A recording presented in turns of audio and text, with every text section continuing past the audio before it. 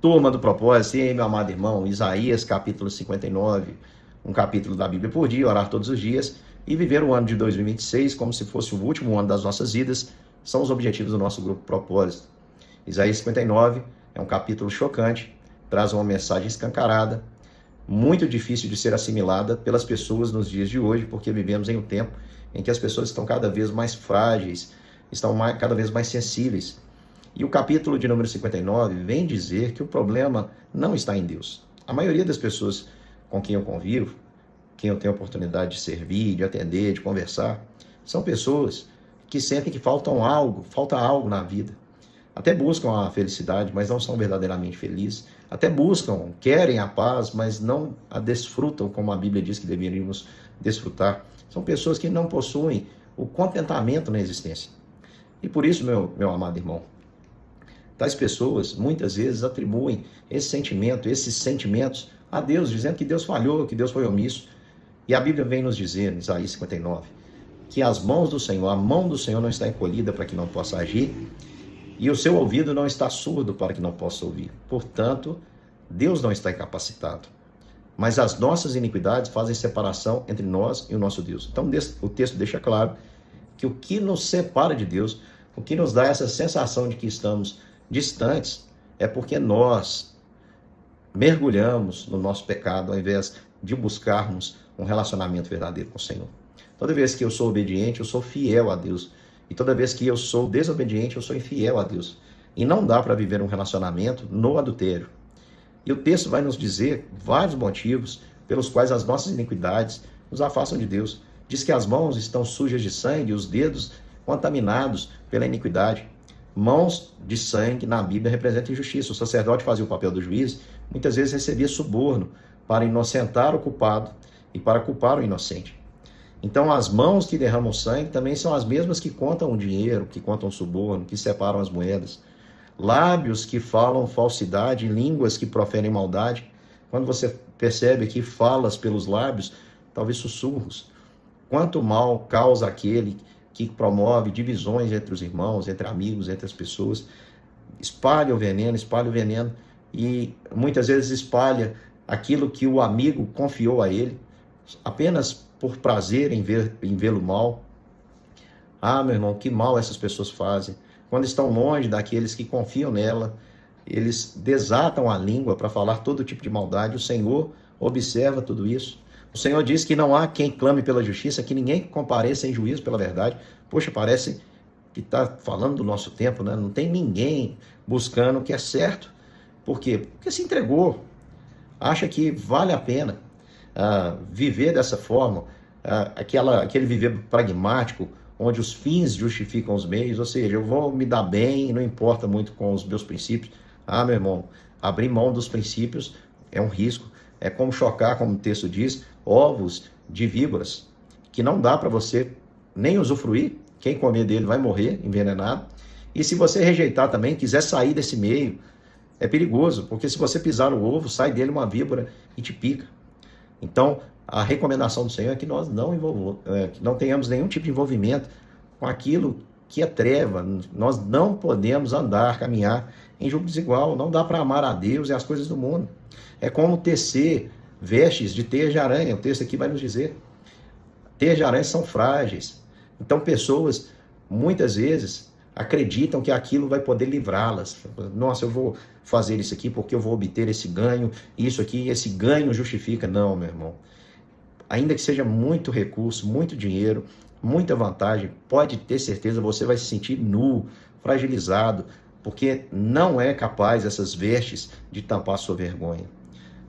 Quantas pessoas se corrompem para chegar aos seus objetivos e se cercam de todo tipo de prazer, mas não importa quantos banhos caros tome, não importa quanto dinheiro tem, não importa quantas coisas viu, ele se sente pobre, cego, nu. Ele se sente assim porque em todo momento ele sabe que abriu mão daquilo que não deveria abrir para abraçar aquilo que não pode cobrir a sua nudez, a sua vergonha, que não pode justificá-lo diante de Deus. E aí o texto diz que os pés correm para o mal, que nos passos não há justiça, causam desolação por onde passa. Então preste atenção, Se isso acontece, meu irmão, deixa eu dizer para você, nós estamos falando de pessoas que, ao invés de cumprirem o propósito de Deus, nós somos chamados para ser sal e luz, causam destruição por onde passa. Isso não é próprio do justo. Então, de fato, a culpa está em nós, o problema não está em Deus. Pode dizer comigo, o problema está em mim, o problema está em mim, o problema está em você. São as nossas iniquidades. O versículo 9 deixa isso claro. Por isso está longe de nós o juízo e a justiça. Nós não alcançamos a luz, andamos na escuridão, como cegos, tropeçando. O texto chega a dizer que estamos como mortos. Bramamos como urso, tem hora que bramamos de maneira alta e tem hora que gememos como pomba. Sofremos em silêncio, sofremos abertamente e não experimentamos paz, sentimos que estamos longe de Deus. Por quê? Por causa das nossas transgressões. Versículo 12 diz, as transgressões multiplicam e os nossos pecados contra nós, porque as nossas transgressões estão conosco, conhecendo as nossas iniquidades. Você não tem como fugir do seu pecado, a sua consciência sempre vai te acompanhar. E você prevarica, meu irmão. Você sabe que deve fazer a coisa certa e não faz, isso é prevaricar. Você mente contra o Senhor. Prega a opressão, rebeldia. Tudo isso é próprio nosso. Existe um abismo, portanto, entre nós e Deus. E aí? Deus poderia, justamente, deixar que todos nós perecêssemos na injustiça. Mas o Senhor é tão misericordioso que o texto vai nos dizer que Ele vem nos salvar. Versículo 15 diz, a verdade, ela anda tropeçando, ninguém dá bola para ela. Sim, a verdade sumiu. Aí o versículo 15 vai dizer, o Senhor viu isso e desaprovou não haver justiça.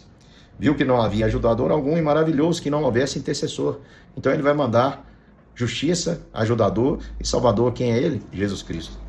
Pelo que o seu próprio braço, que é Cristo, lhe trouxe a salvação e a sua própria justiça susteve. Como é que Jesus veio? Jesus veio, aquele que não conheceu o pecado, a Bíblia diz que Ele se fez pecado por nós. Cristo é a justiça de Deus, que satisfaz, Cristo satisfaz toda a justiça de Deus, toda a exigência da lei. O salário do pecado é a morte, assim dizia a lei. Cristo veio sem pecado, não abriu sua boca, como cordeiro mudo foi entregue, pagou o preço pelos nossos pecados, vestiu-se de justiça, como de uma couraça, pôs o capacete da salvação na cabeça e pôs sobre si vestidura de vingança e cobriu de zelo como manto. Segundo as obras dele, assim retribuirá. Então esse texto está falando sobre Cristo. Nos últimos versículos nós vimos isso, versículo 20 e 21, virá o Redentor de Sião e aos de Jacó que se converterem, diz o Senhor. Quanto a mim, esta é a minha aliança com ele, diz o Senhor, meu espírito. Cristo viria, pagaria o preço e o Senhor nos selaria com seu espírito. O meu espírito está sobre ti e as minhas palavras que pus na tua boca não se apartarão dela, nem de teus filhos, nem dos filhos de teus filhos, não se apartarão desde agora e para todo sempre, diz o Senhor, porque ele mesmo jurou pelo seu amor e a sua fidelidade. Os nossos pecados fazem separação entre nós e o nosso Deus, mas o Filho de Deus nos reconcilia com o Pai de uma vez por todas.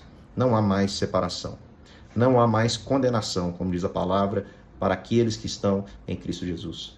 Alegrem-se, porque os seus pecados, os nossos pecados, foram uma vez por todas perdoados. Nós somos assim como esse texto descreveu. O problema não está em Deus. Hora nenhuma diga que o problema está em Deus.